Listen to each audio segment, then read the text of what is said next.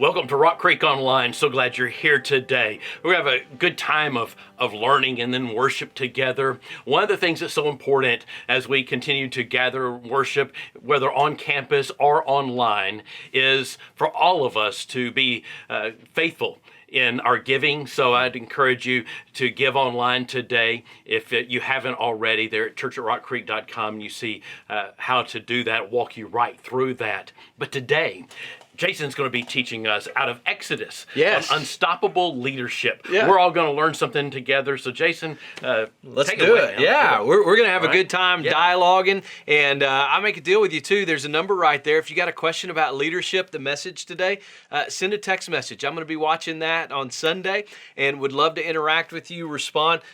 Leadership's difficult, period. In 2020. Especially. Yes. It is impossible, may seem exhausting. The circumstances, leaders, I don't care what you're leading. It doesn't matter. Right now, it's very, very, very difficult. But the truth is this, leadership in any context has its challenges. We've got to kind of embrace this from a leadership standpoint. The mirage that you wake up and nothing ever goes wrong, everything's right, that just doesn't happen. The leaders who last, the unstoppable leaders, are the ones that can face the challenges, the adversity, and the obstacle, and they have a way of overcoming. So, what do we do right now? Well, I would tell you this. When you're trying to figure out where to go in the future and make good decisions in the present, one of the best things you can do is look to great leaders of the past and how they handled adversity. A couple years ago, we were at a conference and we heard this. Sometimes before you speed up, you got to slow down. Yeah. Right? And to get some good things in place, some principles, some practices, and that's what Exodus 18 is all about. Now, before you turn me off, if you think you're not a leader, or you've never been in a leadership position, or you thought, boy, this doesn't apply to me, I promise you, today, regardless of where you're at in life, you're going to learn some things that are practical for your life. And the other thing I would tell you is this, you never know. You never know when God's going to put you in a position of influence, of authority. And if you wait till then to get prepared, man, those opportunities can overwhelm you. Yeah. But if you will apply some of these truths right now, I think it will help you. And if you're a leader, and you already know this, if you're a leader in your life and you're responsible for a mission, a vision for people, you need to get excited because I think that we're going to get better today. We're in Exodus 18, and by all standards in Exodus 18, Moses has become one of the most influential and impactful leaders in history. He is at the height of accomplishment, Mark. This is crazy. He's led around 2 million people out of slavery, okay? Yeah. He's defeated one of the most powerful empires in all of history. I mean, Pharaoh just let him go, right? He's performed miracles. God's providing for the people each day. He's parted the Red Sea. If you're on a resume, that's probably at the top, right? Yeah, if you part the Red Sea, you kind of you're thinking, you want to leave, yeah. How do you handle adverse situations? Well, one time I parted the Red Sea, right? In chapter 17, he defeats the Amalekites, and he's about to return from Mount Sinai with the 10 Commandments. And if you read through Exodus after the 10 Commandments, it's really establishing order and law, the interaction between God's people and him, and the interaction between each other.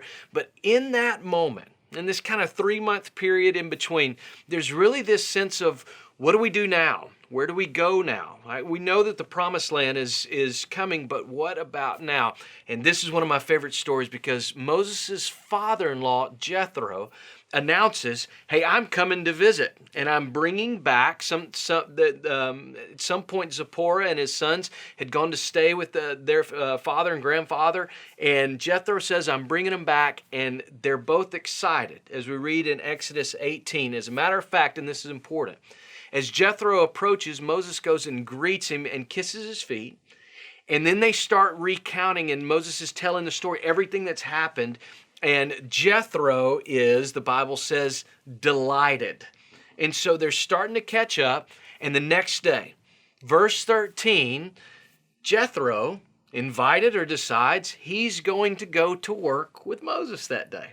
And we find some leadership truths right in the middle of Exodus 18 that I think can really, really change how you're living your life and how you're leading. Look at this in verse 13. The next day, Moses took his seat to serve as judge for the people. And they stood around him from morning till evening. You can identify with that, Yeah. can't you? Right? Well, the first thing I want you to write down is something that I think is overlooked in this passage quite frequently. And I would say this. One of the things that's most often overlooked, I want you to write this down. Unstoppable leaders always serve those they are leading. We're going to hear some of the words that are kind of catchphrases in leadership from delegation and responsibility and schedule. But I want to tell you something that may be a little bit difficult for you to hear. You're never going to be a great leader unless there is a work ethic, there is a vision, a purpose, a drive to serve. To serve. That's really where you've got to start. I want you to think about, even in the life of Christ, when he's washing the disciples' feet, he believes, right? He knows. Moses knows. He's there because he's been entrusted with responsibility.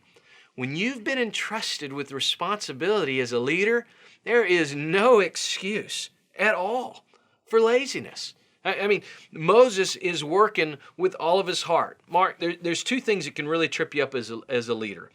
Arrogance, which we're going to talk about, and laziness. Now, I've got a little cheat code here because I know this about you.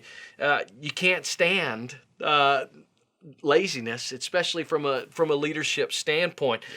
So how do you overcome that? Or what do you start to do when you see that creeping in your life? Or do you have to confront it? Or how about this question? Can you be an effective leader if you're lazy?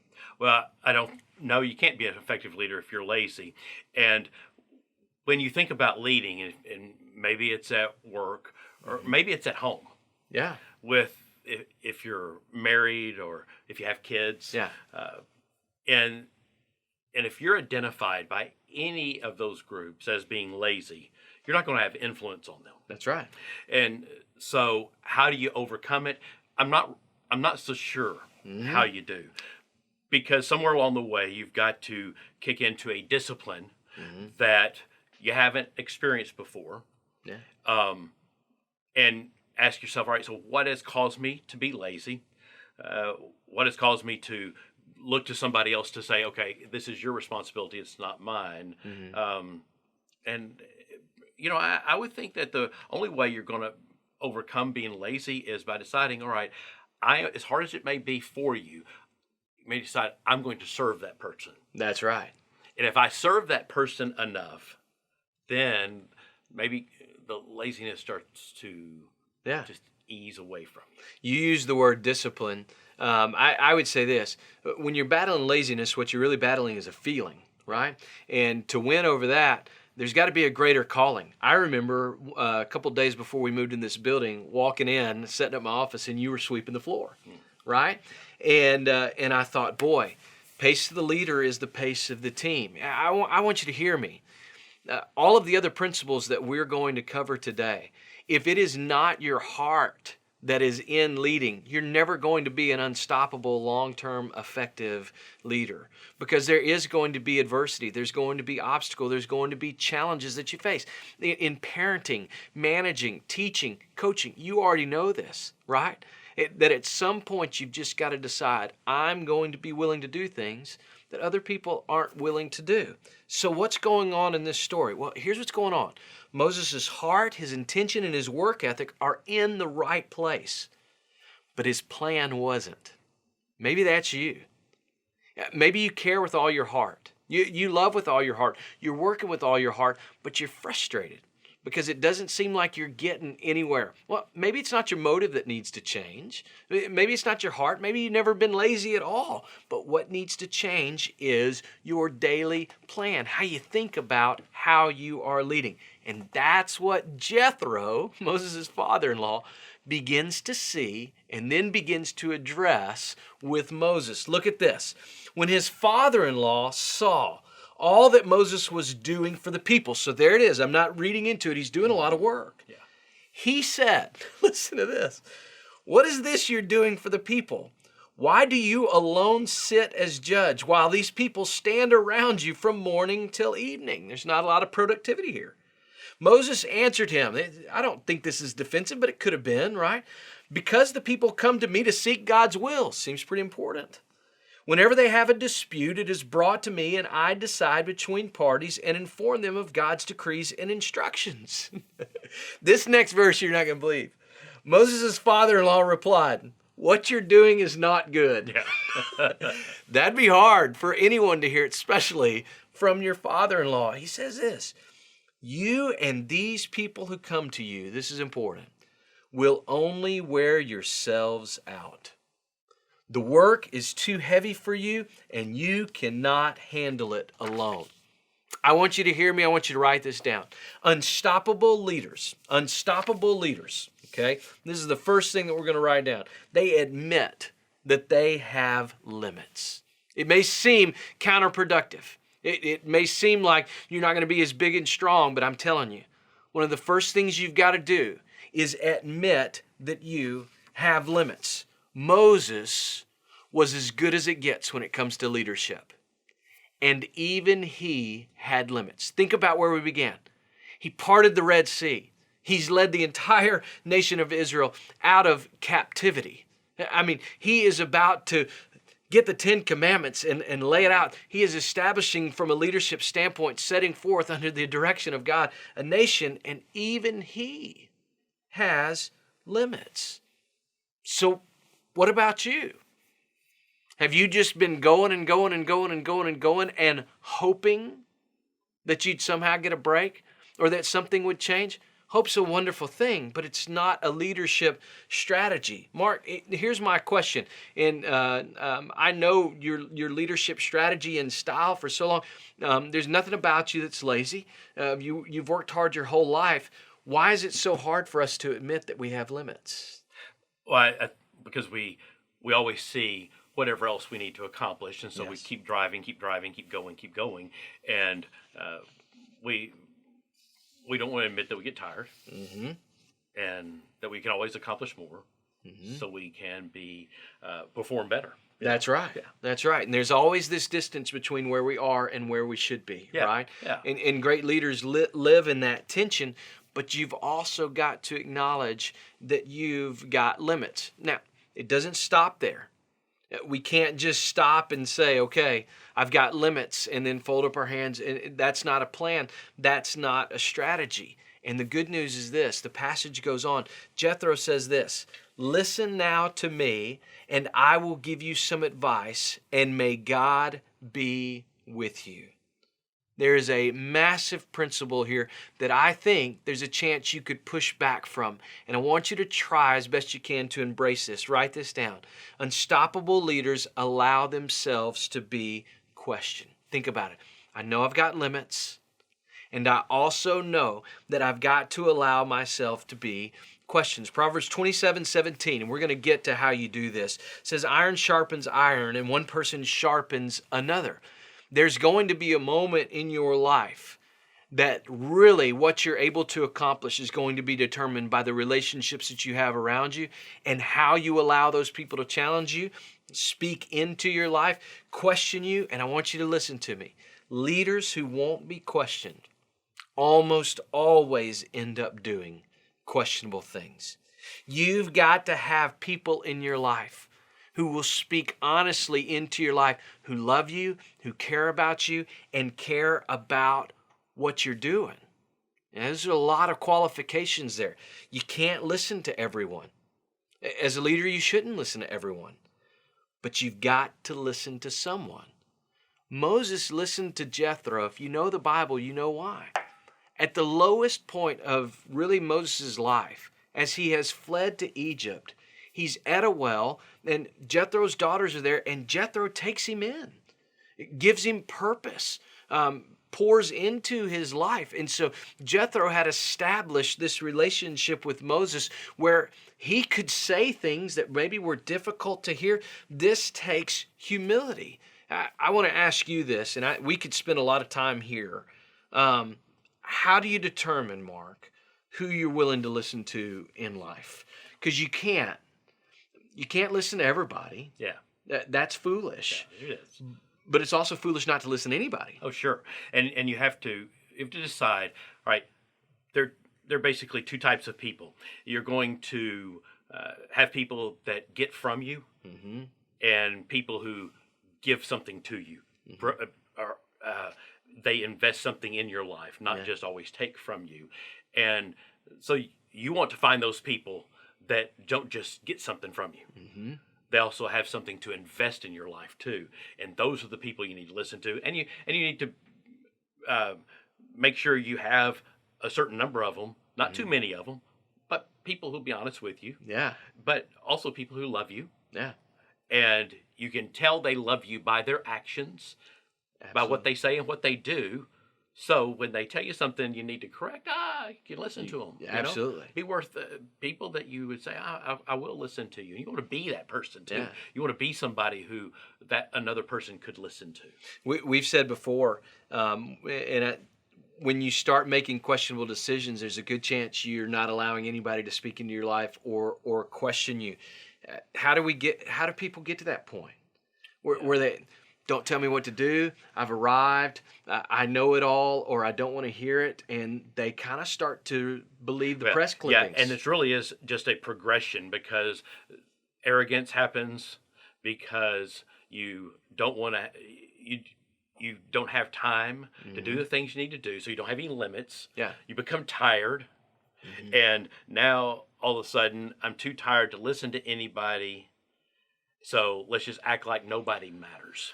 And I've got stuff to do. You don't understand. You do not understand me. Right. I've got too much. I'm too tired, and I've got to keep doing what I'm doing. So leave me alone. I would say that one is probably the biggest one. We have a tendency to believe that our circumstances, the adversity that we're facing, the challenging, the exhaustion, no one else understands. Yeah. And when we get to that place, it's very, very hard to receive instruction. And then you'd say something like this: I don't have time to make time to figure this out. Yeah. If anyone didn't have time, it's Moses, right? Yeah. And Jethro, his father-in-law, says, I'm going to give you some advice, and may God be with you. I think that last part was, hey, I want you to receive what I'm about to tell you. And then he walks through some fascinating and really, really, really good biblical leadership principles that'll help you out. Now remember, we're building here, right? We're serving the people that we're leading, right? We've got to admit that we have limits.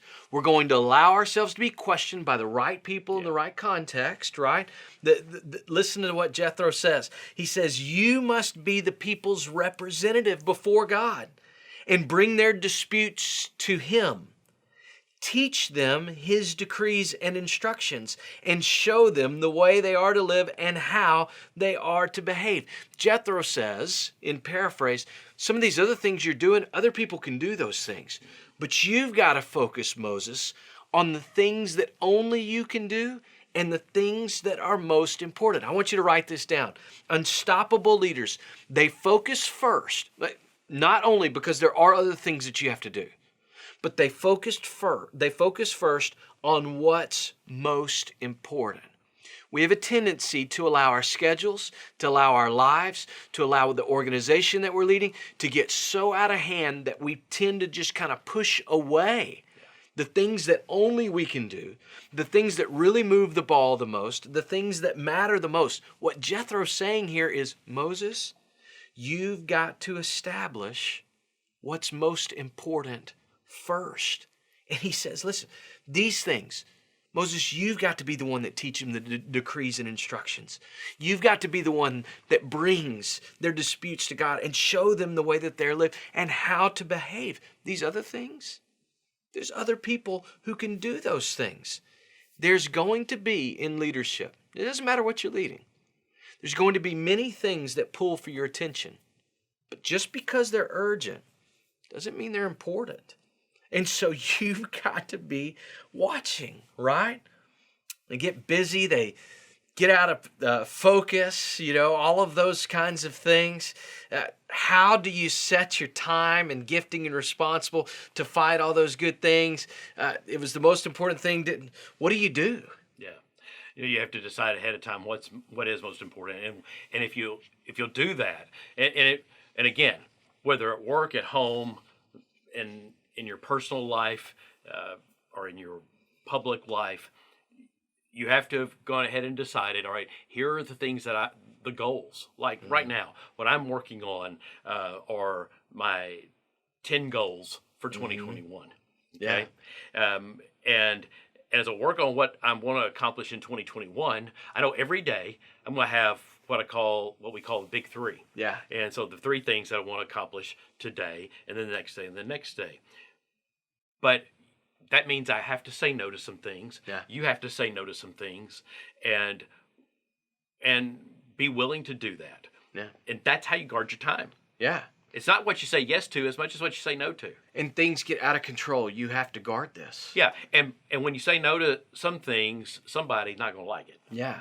But when you're doing everything that everybody else wants you to do, then they are setting your schedule. You're not. Yeah. And you know that if say you're a mom and you've got grade school children and you also work and you want to be involved in school, and if you're saying yes to what everybody wants you to do in all of those areas, you're realizing real quick there aren't 38 hours in the day. There's only 24. And so you have to say no to things, and you are going to have somebody who's not going to like it. Absolutely. And I will just tell you this from an admitted standpoint. I've been on staff for a long time at Rock Creek. I cherish and remember one of the early conversations that we had when you said, hey, Jason, you're not focused on what's most important. And we went and learned how to write down, right? And I carry, I'm not afraid to admit this, I've got a phone in my pocket that's got the daily most important to-do list. And without it, boy, I really fail. That's what Jethro is saying to Moses here. You've got to focus first on what's most important. There's a tendency. We tend to leave sometimes the most important things to last. We'll get to that later. Yeah. And if we're going to be excellent, we can't do that. Yeah, you have to remember, just because you can do it doesn't mean you should do it. That's good. And so you've got to decide, these are the things I'm supposed to do. And when I get there and I start to really accomplish some things God wants me. That's right. So the good leader looks at this and says, okay, that's special and good Mark and Jason, but we still have to do this. Yeah. The responsibility has not gone away, right? And so let's talk some great leadership training here. Jethro steps right into the middle of this and gives him a plan. Verse 21, he says, but select capable men from all the people, men who fear God, trustworthy men who hate dishonest gain. So we've established what we're looking for. And then we're going to give them responsibility. Appoint them as officials over thousands, hundreds, 50s, and 10s. So there's different level of responsibility based on different level of gifting, right? So now we're really talking about leadership. In verse 22, it says, have them serve as judges for the people at all times. Have them bring every difficult case to you. So this is not about laziness. No, this is about managing the workload, right? Being smart. That's right.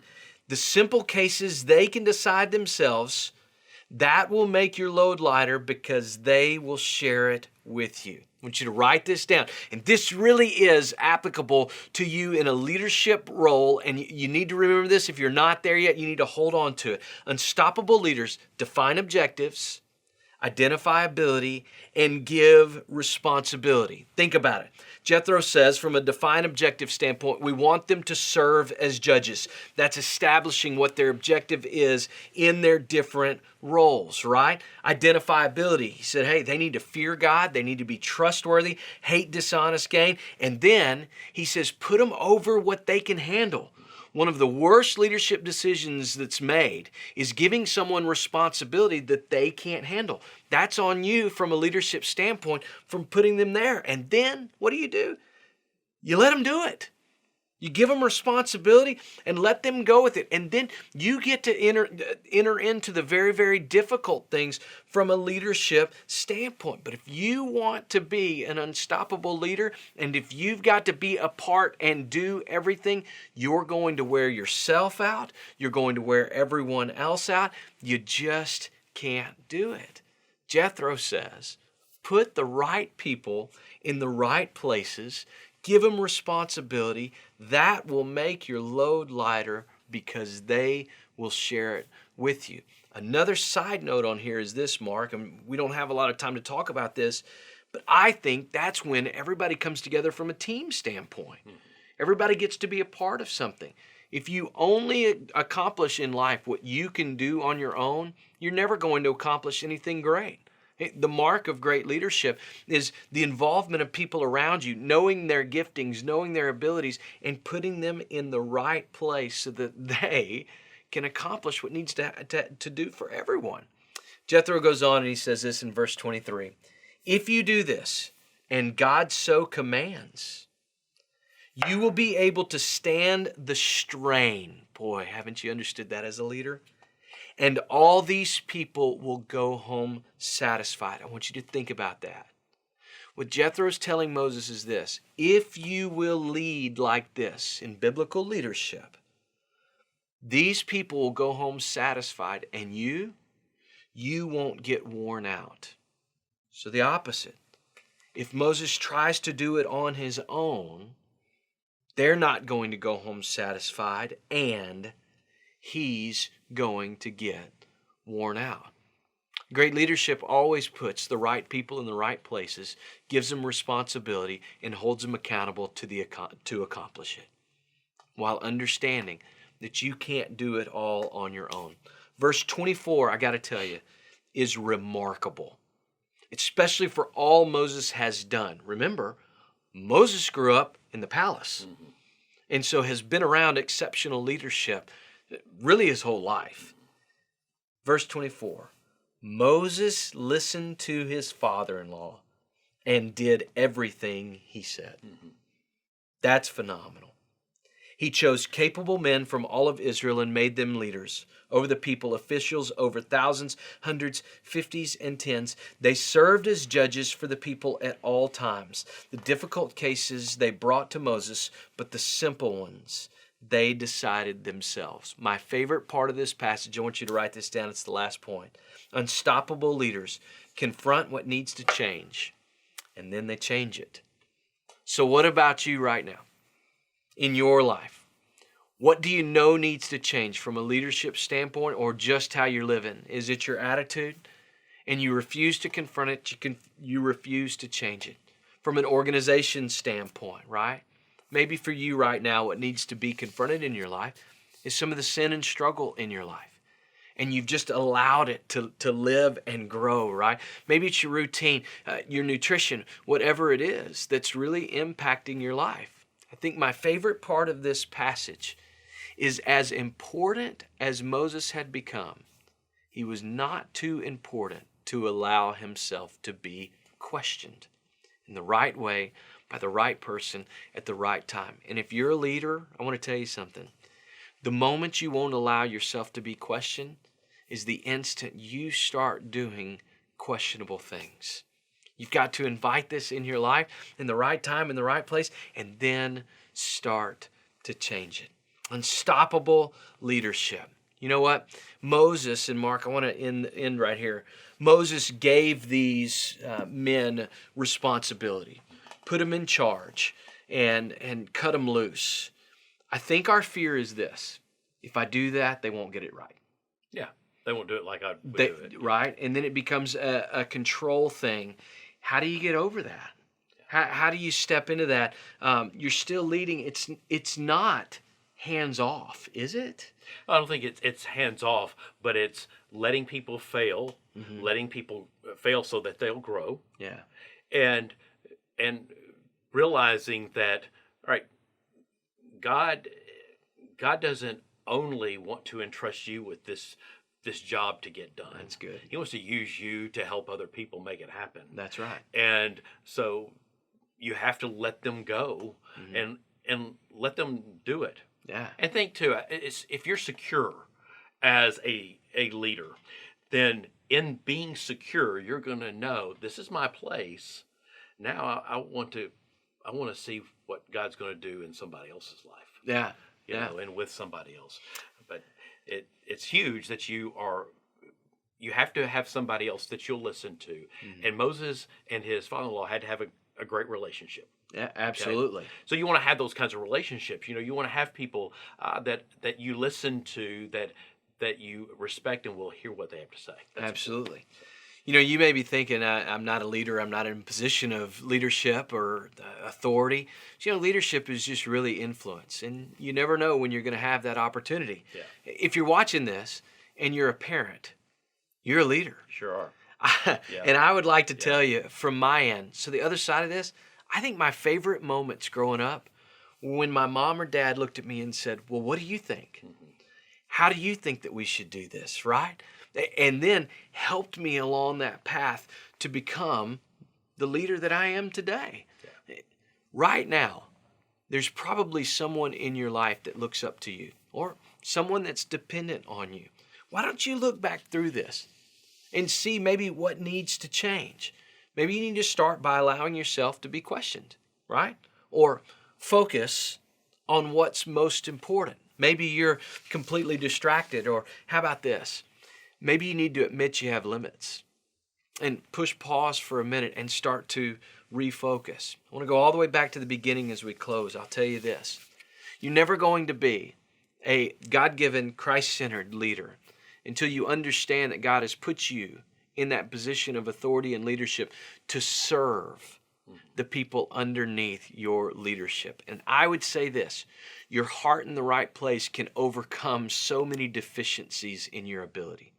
But you get your heart in the wrong place, and you're never going to leverage your leadership for the glory of God. Can I pray for you? Father, thank you so much that you allow us to speak into other people's lives, to lead them, to build relationships. And in a time like this, is so important, not only for the objectives that we're chasing, but for the relationships in the midst of chasing those objectives. It's so important that we honor you in our leadership. And I know for you, it's so important that we trust you in our leadership. And so I want to pray right now. 2020 has been very, very difficult for so many people. I want to pray for the teachers, for the coaches, the administrators, the bosses, the managers, anyone who's found themselves in a leadership position. I pray that right now they would take a deep breath and that they would turn with their whole heart to you, and that we would lead in a biblical way that really models the leadership of Christ. Thank you, Jesus, that we can always look to you as the perfect model of leadership. And Father, thank you for stories like Moses so that we can learn even more how to live them out. We love you so much and we praise you. In Jesus' name, amen. Amen. Hey, we're so thankful that you join us today. I want to encourage you, if you haven't given your offering, go to church@rockcreek.com and do that. We're going to worship today. Hope you have a great week.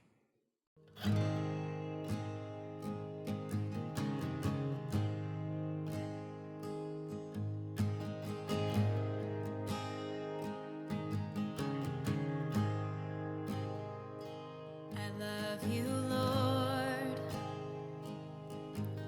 Oh, your mercy never fails me. And all my days I've been held in your hands. From the moment that I wake up until I lay my head, oh, I will sing of the goodness